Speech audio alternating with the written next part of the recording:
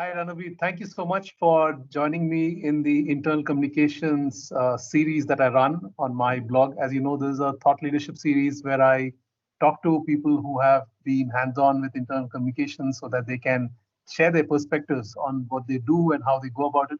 And primarily, the audience for this is practitioners like us, students, academicians, anyone who really wants to learn about the nuances of it. So I've done about 46 plus interviews globally, and so it's really it's a great opportunity. And thank you so much for taking the time to do this. Before Thank we get you. started, it'll be great if you could quickly introduce yourself for our viewers, and then we'll dive into the questions. Well, thank you so much, Anisu. I'm very excited to be here. I know we connected a long time ago, so this has taken a while, but I'm very excited. Like you said, just for the viewers, everyone, I'm Ranabir Majumdar. I lead internal communications for Uber in the APAC region. I started out my career as a journalist, essentially on the news desk of a wire agency, and then I moved to sports journalism for the longest time. And once India won the 2011 World Cup, I said it's going to be a while before we can repeat that, so let me move to the corporate. Uh, and so in the last 10 years now, I have actually worked across both client communication and then subsequently with internal comms. And I finally seem to have found some space and home in internal comms Great. across a lot of the organizations and industries now. So yeah, very excited to be here.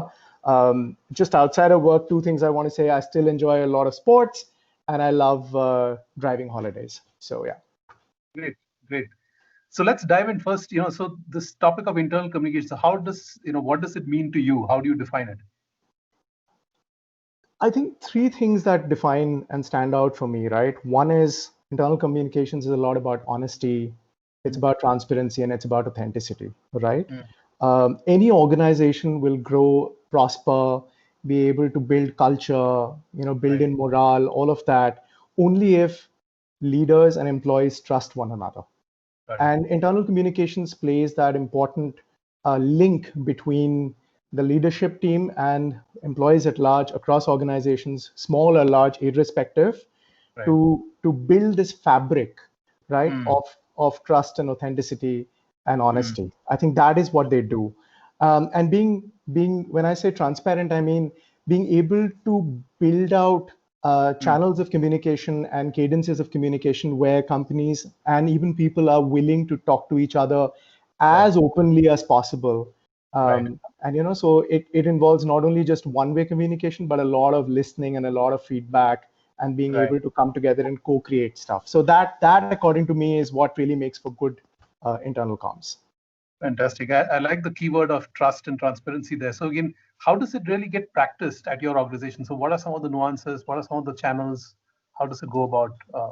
So I think more than the channels, as a global organization, we follow three principles, right? Mhm, The mhm, first principle is people should always hear from us before they see a piece of news mm, externally, right? got it. Very often, that's where there's a slip between the cup and the lip that somebody's Right, read something in the newspaper, somebody's read something or seen something in the television or right, in news media, and you right. don't know about it. So the Yeah. first thing that we try and bridge is, however small that window might be, saying, hey, this is what we're announcing in a short while from now. This is what the company is going to be announcing, or this is what we're rolling out as a policy, or whatever it is. But the first Mhm, principle is that people should hear from us before they hear the news or anything right. about us from the news. The Fantastic. second principle on this one is connect the dots, Mm, right? Internal communications has a really critical role to play in being able to translate what the strategy is into mm, day-to-day stuff that people can ladder up to, right? mm, mm, So for us, in our case, for example, as a global company, a lot of the strategy is driven at the global level, of course, mm, with inputs from regional and other teams and cross-functional teams. But right. imagine a person who's sitting in a city that's running an operations. How does the strategy translate for that person, right? Mm, mm, That is connecting the dots and therefore helping leaders ladder up that strategy to what everyday comms should be, mm, and their objectives and goals should be, is really critical. And I think the third part of this is there's an immense value of being able to think globally, right. because again, as a global company, you want to make the Mm, messages as relevant as possible for yeah, such a diverse set of people who are right. working across time zones, who may not be who may not have English as their primary language or their mother tongue. Right. So to be mindful of that, Mm. there are things you'll do where you might have to do translations in different languages. So make sure you Mm. do all of that so that the Mm. messaging you send out is both timely Mm. and relevant. So I think those are the three key principles. From Great. a channel, Ranabir, you there? yes, the Okay, so screen I froze think for I a lost little you bit. briefly. Yeah, no problem. Continue. Yeah.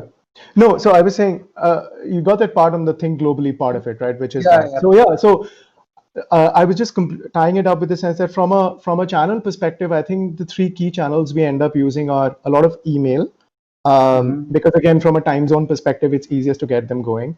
But we also have a Right. lot of in-person interactions. We use videos, and we now Mm. use the social channel tool called Slack, which is getting used more and more, giving Okay. people the opportunity to react to stuff, to write out, comment, all of that. Got it. Great. This is a great input. I like the fact that you're trying to make it relevant to people. That connecting the dots is a great principle to have. So, if you could share an example or a campaign in the recent past that you have done, which which you're personally proud of, which had a significant impact, and how do you go about measuring the value of internal communications? So yeah, this is a tough one, Anisu, because I work on a project and I come out of it and I think, wow, that was great. And then I work on Mm. the next one, I said, oh, that was even better.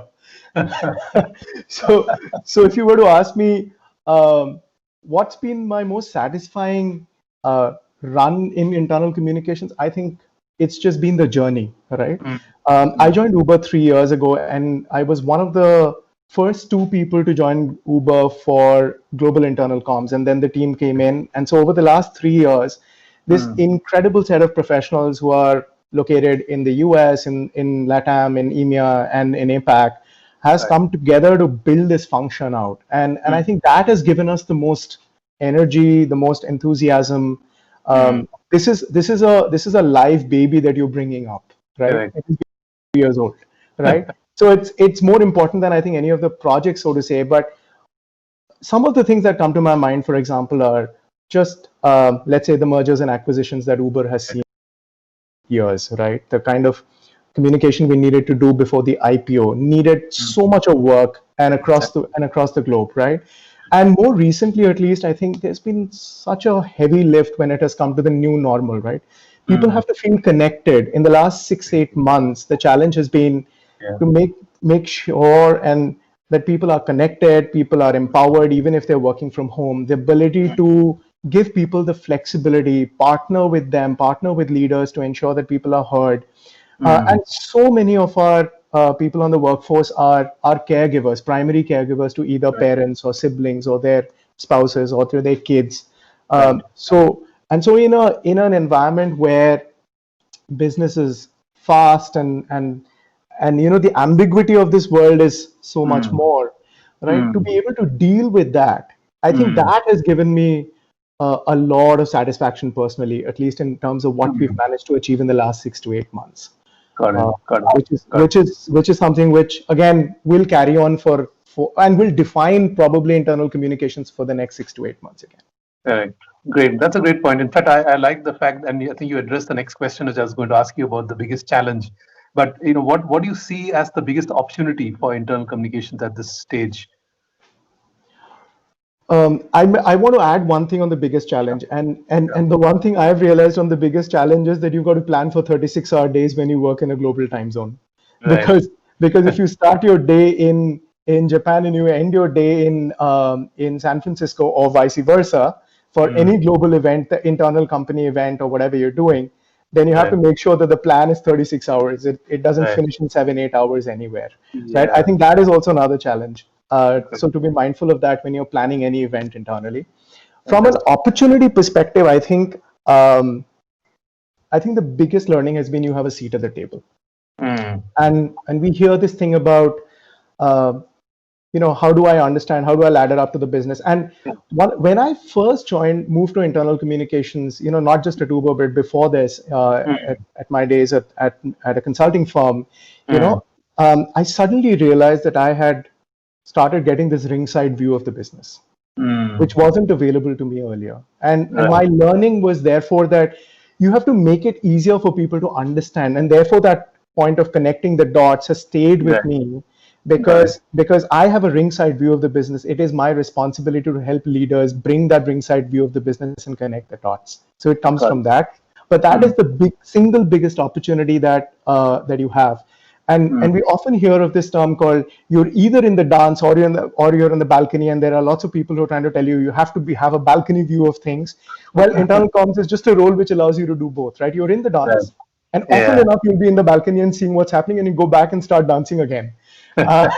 So I think that is the biggest opportunity, and at the end of the day, we're all storytellers, whether it's internal, external. All communication is some sort of storytelling, and whether you're going through a product launch or a reorganization of the structure of a company or whatever it is, people will never forget how you make them feel.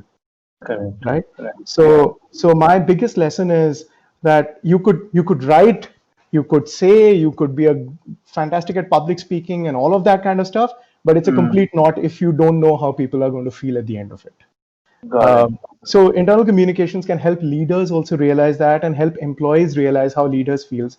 Very often this channel is, oh, I don't know how the leader is feeling, but if you put them in your shoes and not just the leader putting herself or himself in the shoes of the employee, but even the employee putting themselves in the shoes of the leader is to say, I know how he or she feels.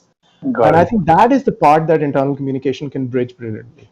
Fantastic. In fact, I like the part about, how you talked about the dance and the balcony view, but, in fact, there is this constant conversation about does internal communication have a seat at the table? And I know you addressed some part of it, but is there some specific actions internal communicators can take to be more accepted and trusted advisors to leaders? See, I think this is a leadership bit, right? Because you will automatically see leaders in an organization, and let's step back and do this, right? There are two ways internal communications can grow in an organization, right? One is the leader believes they need internal communications, which is the CEO's office and other members of the management team believe that they need to do a better job at communicating with one another, and so they will start investing in internal comms, right? If you're starting out in internal comms, and very often the challenge is that, oh, so and so will manage an intranet, or so and so will send out the newsletter. How do you make yourself valuable is by understanding and learning the business, and you will always find champions who want to then work with you, right? I keep telling people that as long as you can bring in a certain amount of business acumen along with your skill set. So you must have writing ability, and you must be able to think through videos, and not just one channel but multiple channels of communication, do all of that. But you will always find cross-functional champions who will come and work with you when they see that you're invested in them and you're invested in the business. So that is the way I think a lot of folks can work in internal. That's fantastic advice. I like that about being invested in how other people see the value you're adding. So if I were to ask you, there were a couple of skills which come to your mind which internal communicators must have, apart from the basics of, like you mentioned, the writing and program management and stuff like that. Is there some key skills that come to your mind? I think one of the things I've told myself at the beginning, and I realized this in every business, is that because I don't run the business, I'm generally often not the smartest guy in the room, but I'm trying to find out who will give me the right answer. Right. So my advice to a lot of people who are starting out in internal communications is, don't worry if you don't know the answer. You must be open to find out the right person who will give you the answer, which basically means invest the time in working with teams, go out, work with operations, go work with people, go work with marketing, take the time to know them, build a rapport. There is a lot of stakeholder engagement that needs to happen. And apart from your writing ability and honing all of that craft, read a lot, understand what the business trend is all about. Invest in reading, get a good subscription to The Economist or the Wall Street Journal or any other thing that you think you like reading, or the Ken, or whatever it is, right? And you must be, the other thing that I feel internal communications folks need to do is you must be able to navigate a lot of ambiguity and tight deadlines, right? Because there are, especially in a large project, there'll be multiple stakeholders. So you should be able to manage all these stakeholders. There's a lot of ambiguity because a lot of communication is coming in down the pike. And so it's fine, start creating that document, leave the placeholders, tag the right people helping you fill those holes, and say, okay, we have a broad structure in place. And then by the end of it, you would have seen that 4 or 5 people have come together to help you create this great piece of work that can then be rolled out again, across the company. Got it. That's interesting because that really talks about involving people in this journey. Because usually there is this thinking that internal communicators can only be done by internal communicators, or comms should not be touched by anyone else. So I think you are debunking that myth that there's really absolutely. Because you see, I, as an internal communicator or as a communicator, I think your job is only to make the complex into simple, right? But the answer could come, for example, from the legal team. The answer could come from the tax team. The answer could come from corporate finance. Right. Yes, they will give you the answer in maybe using 5 jargons. It is your job as a communicator to simplify that. But it is not possible for internal communications to have answers to all the questions. Fantastic. And so, there's a good segue into, what advice do you have for, people who want to get better in this domain? So there are a lot of these youngsters out there who want to get into internal communication. So what's the advice for them? Again, I have this conversation with a lot of people who come to me asking for, I have a career in journalism, or I started out somewhere else. I now want to move to communication. And there are lots of people who want to move to communication. Right. And one of the things that I actually tell them is, please tell me, why would you want to work for a certain company, or what drives you? Because are you passionate purely about communication? Are you passionate even about the purpose of the business or the mission of the business? So there's nothing wrong in working for a pure play product company, per se, for example, right? You could work for a mobile telephony company. You could work for a company that sells FMCG products, and you seem to be excited with it. And then there are an equal number of communicators within that space who want to work in the corporate social responsibility arm of that very company, because that's what drives them, right? So a lot of people who are coming into internal communications, my question to them is, do you feel passionate enough, being in the back and just being this lovely bridge between the leadership and the and the employees? I mean, very often you're not going to be in the spotlight. People will know, but you will not be in the spotlight, because it is not your job to be in the spotlight. It is your job to shine the spotlight on leadership and employees. Got it. And unless you're really passionate about this, you will not become an effective communicator, right? The other thing I keep telling people is, just practice your listening skills. Deeply listen. And one of the things that I've very early on learned during my in my consulting firm was, drop the agenda. When you're having a conversation, don't go in with an agenda. Listen to the person. It is possible that the person does not want to talk about work with you that day. They may be going through a hard time, but you have to listen and connect to that person one-on-one to be able to go back to that conversation at some stage and say, hey, listen, I came back the other day. I know you weren't up to it, but I really need 5 minutes of your time or 10 minutes of your time to discuss this. And they will appreciate it. And you would have, not just made a friend, but you would have probably got a mentor or an advisor for you, and a champion for you in business, right? So these are some of the, what we quote unquote call softer skills. I don't think they're softer skills, right? They are what it is, right? You have to be empathetic. You have to be compassionate to people. And it helps you become a more strong communicator. Fantastic. These are great insights. Now, I think initially you did mention about COVID-19 and how things are changing. So what's your sense of how internal communications will change? What will stay the same and what will really change post COVID-19? So I'll break it up into 3 parts. The first part is, let's take the India example. were a little more home in terms of when the lockdown was announced. It was okay, from in the next 48 hours, offices are going to be shut and so on and so Mm, forth, right? 21 mm, days of lockdown in India. mm, Now, mm, it is a shock for everyone, right? They don't know how to react to this. They don't know. mm, So the mm, first thing you want to do is over communicate at that time, right? mm, So the initial part of the lockdown was, let us make sure that we are putting in weekly connects with leadership right. and employees, whether we're doing it in smaller groups, larger groups, Mm, just as an all hands, just as an ability to do an ask me anything, all of right. that kind of stuff. So you Mm, over communicate just to make sure that people are doing well. Because mm, you as an organization in the background, let's say the people team is then working on policies, mm, working with experts in the field, maybe even with the epidemiologists to figure out how mm, long this will last, or what are some of the options you can do. So that was the mm. first part. Got it. The second part was as the policy started coming in, which is more Mm, flexible work from home, or mm, companies announcing that, oh, yeah. you can work from home for the next 6 months Mm, or up to the middle of 2021. And we're seeing a lot of companies doing yeah. that. Once the policies came in, it was then to ensure that the policies got rolled out in the right way to everyone, Mm, right? Saying, mm, okay, are the FAQs done in place? Are the policies in place? Are the emails going out? Is there somebody who's manning queries mm, that are coming through? And so a mm, lot of it is got to do with making sure that people are aware that there are mm, lots of these benefits that are available to you. Do you want to set up a work from home office? Yes, the office will support you. This is where you need to write.